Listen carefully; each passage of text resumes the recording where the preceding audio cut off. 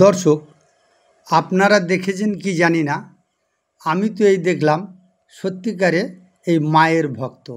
এর আগে এত মায়ের ভক্ত আমি দেখিনি। এনার গলায় আবার তুলসীর মালা আছে। সত্যিকারে দেখুন, 1000 টাকা নিয়ে এরা মায়ের কতটা ভক্ত হয়ে গেছে। সত্যি কথা বলতে কি, মায়ের এই ধরনের মেয়েরা যতদিন পশ্চিমবঙ্গে থাকবে ততদিন মাকে কেউ হারাতে পারবেন না। এনার মায়ের উপর কত টান, কত দরদ, এনাকে এনার মা কত কি দিচ্ছেন সে কথা আপনাদের সামনে বললেন দর্শক। পশ্চিমবঙ্গে এই রকম মায়ের মেয়ে 1000 টাকায় অনেক অনেক মেয়ে আছে, সেই কারণে তাদের মা এখনও ক্ষমতায় আছে। আর এই ধরনের মেয়েরা যতদিন থাকবে ততদিন সত্যি কথা মাকে কেউ ক্ষমতা থেকে হারাতে পারবে না। এই মায়ের মেয়ে দেখুন, এই অভয়া নামের যদি কোনো বোন থাকতো তাহলে এই মেয়ে এত বড় কথা বলতে পারতো না। আবার দেখুন, এখানে শিক্ষকদের চাকরি চলে গেছে, শিক্ষকরা আন্দোলন করছে। এনার স্বামী সন্তান কেউ যদি শিক্ষক হতো তাহলে এই কথা বলতেন না। আবার দেখুন, এনার মা কালীঘাটে মুখের জল মা কালীর গায়ে ওই ছিটিয়ে দিচ্ছে। দেখুন দর্শক, এনার মা কত কিছু দিয়েছে। দেখুন, দুর্গা মণ্ডপে আজানের সময় মাইক বাজানো যাবে না, ইনি একজন বিধায়ক বলছেন।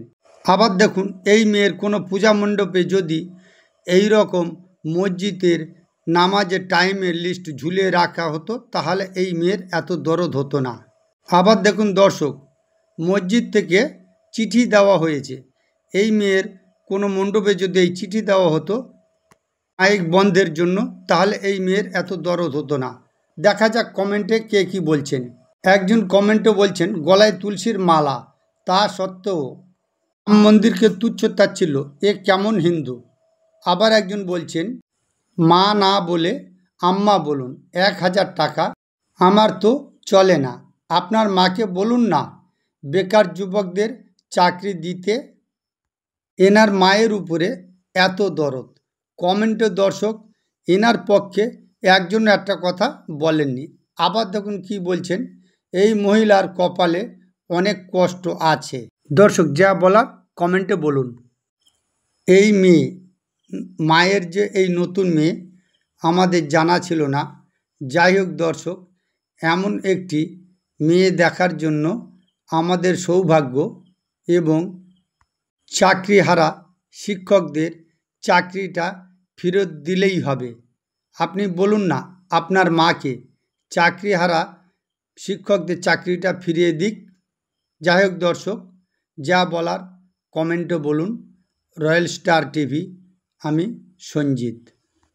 ভিডিওটি ভালো লাগলে চ্যানেলটিকে সাবস্ক্রাইব করুন ও শেয়ার। ভালো থাকুন, সুস্থ থাকুন।